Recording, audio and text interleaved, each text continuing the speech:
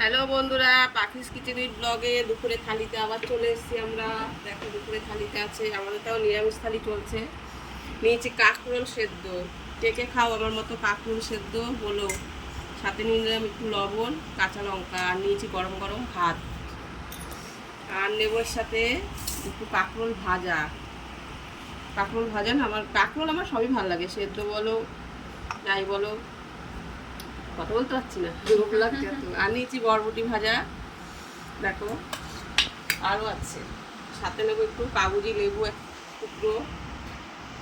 আর এখানে না মুগ ডাল সেদ্ধ করে রেখেছি, খাবো মুগ ডাল সেদ্ধ। আর রয়েছে এখানে এই যে বরবটি আলু টমেটো দিয়ে তরকারি মাখা মাখা করে, খুব সুন্দর হয়েছে কালারটা, খেতেও ভালো হয়েছে। টেস্ট করা হয়ে গেছে আমার, নিরামিষ, তোমরাও ট্রাই করতে পারো। আর আছে ঘন করে ধনে পাতা দিয়ে এই যে মুগের ডাল করেছি, দেখো কি সুন্দর।